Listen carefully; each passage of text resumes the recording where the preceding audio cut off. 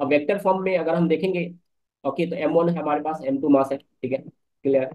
इसके बीच का जो पोजीशन है वो क्या है, R है। सो M1 से M2 की तरफ R12, तो force on one because of two. और M2 से, ओके, M2 से M1 की तरफ, okay, force, force, force on two, force on two because of one, ठीक है। और ये क्या हो गया, force on one, force on one because of two, clear. Clear, बातें सबको समझ में आ गई? यहाँ तक किसी को कोई डाउट है ना? तो चाहे वन पे देखो या टू पे देखो, फोर्स की वैल्यू क्या आएगी, इक्वल आएगी कि नहीं आएगी बताओ? फोर्स की वैल्यू इक्वल आएगी ना, है कि नहीं बताओ? तो force on two because of one, force on two because of one, तो डिस्टेंस क्या लोगे, R21, R21 है ना। सो यहाँ पर R21 मैंने क्या लिया, यूनिट वेक्टर लिया। ये R21 क्या है, यूनिट वेक्टर। ये क्या है, एक यूनिट वेक्टर, है कि नहीं बताओ? ये क्या है, एक यूनिट वेक्टर है, क्लियर है। ये क्या है, हमारा यूनिट वेक्टर है, क्लियर है। R21 क्या है हमारे पास, यूनिट वेक्टर है। तो R21 को अगर लिखोगे vector R21 divided by, okay, mod of R21, तो ये क्या हो जाएगा, R³ हो जाएगा, है कि नहीं बताओ? क्लियर है, सबको सब बात क्लियर है बताओ? किसी को किसी तरह की दिक्कतें आ रही है यहाँ तक तो बताओ भाई? क्लियर है, सब कुछ अच्छे समझ में आया जितना मैंने बताया? जितना मैंने बताया, जितना मैंने पढ़ाया, सबको सबको समझ में आया कि नहीं बताओ? ठीक है। Force on one because of two, okay, इस निकालो वो G M1 M2 R² R12 लेगा, है ना। R12 और R21 में डायरेक्ट यूनिट वेक्टर है, उसका चेंज ये क्या है, डायरेक्शन का, डायरेक्शन है ना। डायरेक्शन का डिफरेंस है। तो फोर्स क्या होगा, इक्वल है ना, अपोजिट आ जाएगा। अगर डायरेक्शन तुम कंसिडर करते हो, यूनिट वेक्टर की वैल्यूज तुम्हें वो +1 -1 कंसिडर करना है। तो अब हमारे पास क्या है, एक मास हमारे पास, हमने लिया M1 पॉइंट मास ले लिया, और बहुत सारे हमने मास लिया, M2 M3 M4, है ना, M5, तो M6 लिया। तो यहाँ पर हमारे जो पोजीशन वेक्टर क्या है, R12 R13 R14 R15 R16, clear है सबको बताओ?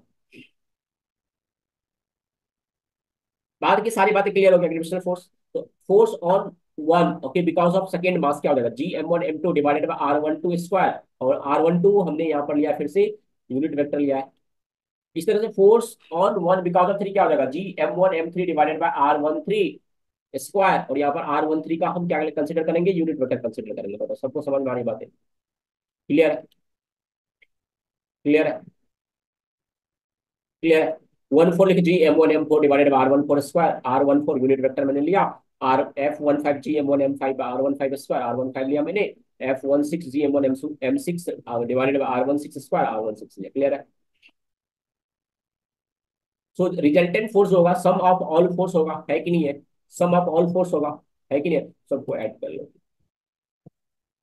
अब क्वेश्चन के 3 equal force of M kg are fix at okay vertices of an equilateral triangle ABC, okay. तो हमारे पास क्या है, एक इक्विलेटरल ट्रायंगल है ABC, ABC, है ना।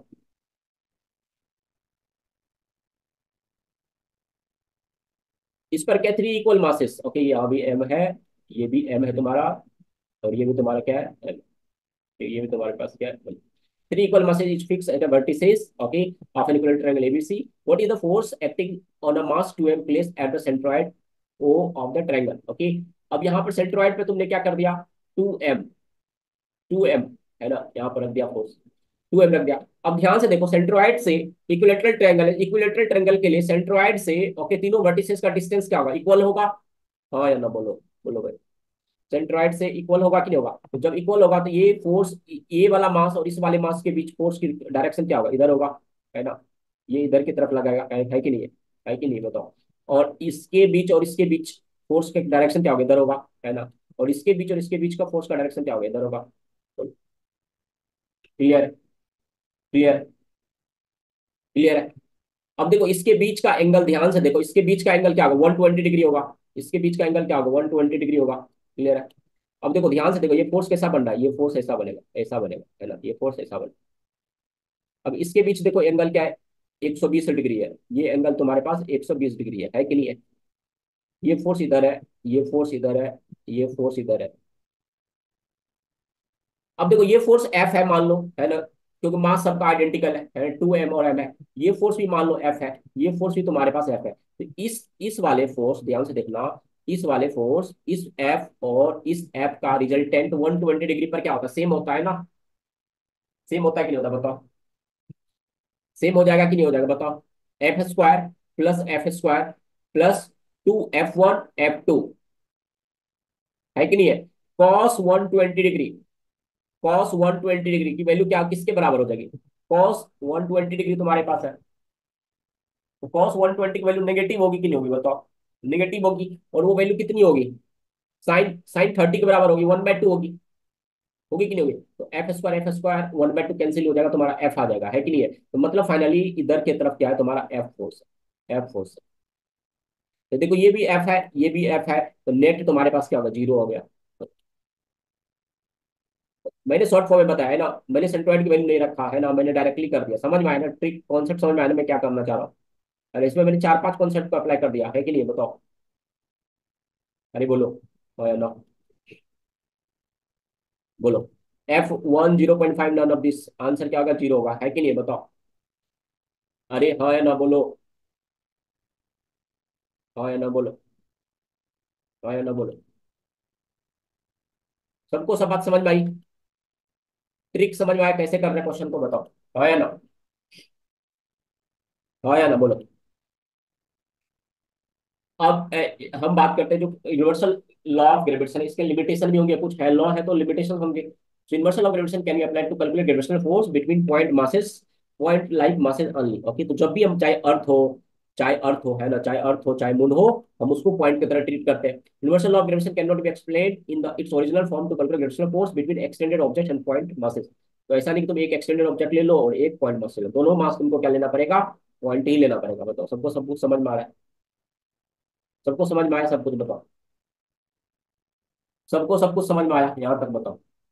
To apply gravitational law of gravitation for extended objects the integration technique is to be apply. Okay, तो इस पर मैं क्वेश्चन भी करा दूंगा। ओके, हम क्या करेंगे? एमडीएम का इंटीग्रेशन कर लेंगे तो वहां से हमारे पास क्वेश्चन बन जाएगा। एक्सटेंडेड ऑब्जेक्ट अगर हमारे पास होगा तो हम उसको एलिमेंट्री कंसेप्ट पर हम उसको यूज करेंगे, है कि नहीं बताओ? अरे सबको सब कुछ समझ में आ रहा है?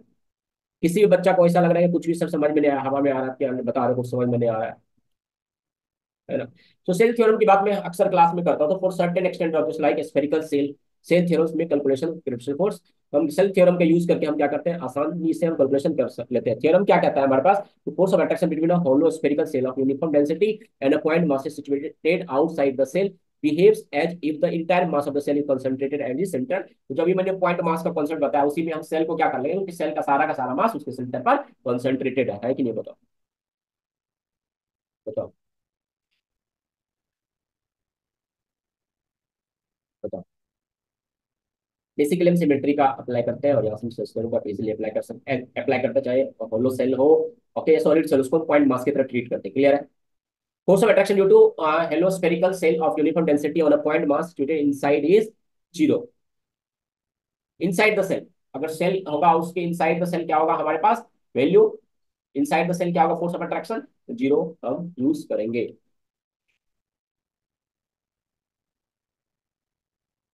So point masses inside the cell is attracted by different regions of the cell in different directions. So because of symmetry of the cell, each force has an equal and opposite force which cancel each other. समझ में आया? समझ में आया? तो मतलब बात ऐसा है, मान लो ये हमारे पास क्या है, एक सेल है और यहाँ पर तुमने एक छोटा सा मास रख दो, यहाँ पर छोटा सा मास रख दो, तो सिमेट्री से इस पर इधर फोर्स लगेगा, इधर भी फोर्स लगेगा, इधर भी फोर्स लगेगा, इधर भी फोर्स लगेगा, तो नेट फोर्स क्या हो जाएगा? इस पर जीरो हो जाएगा। नेट फोर्स इस पर क्या लगेगा? जीरो लगेगा। कॉन्सेप्ट इतना सा।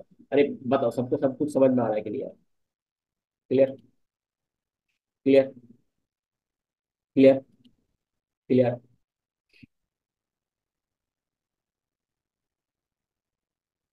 करो इस क्वेश्चन को करो, इस क्वेश्चन को करो। A man of mass 50 gram is standing inside a well of radius 2 meter. If the density of material in the death well is this, is the force of attraction between the death well and the man in Newton is. Man of 50 gram standing in a side, standing inside a death well, standing in a side death well of radius 2 meter to the density of the। तो इस question को आसानी से कर लोगे बताओ? इस question को करो, करो वैल्यू बताओ, करो वैल्यू बताओ। 100 जी, 1000 जी, जी/100 जीरो। और मेन मास क्या है, 50 kg standing inside a death well, inside है। बताओ तो आंसर क्या होगा, 0 हो जाएगा। बोलो। ठीक है, क्लियर है, सबको सब बात क्लियर हो रही है, बताओ यहाँ तक किसी को डाउट है तो बताओ।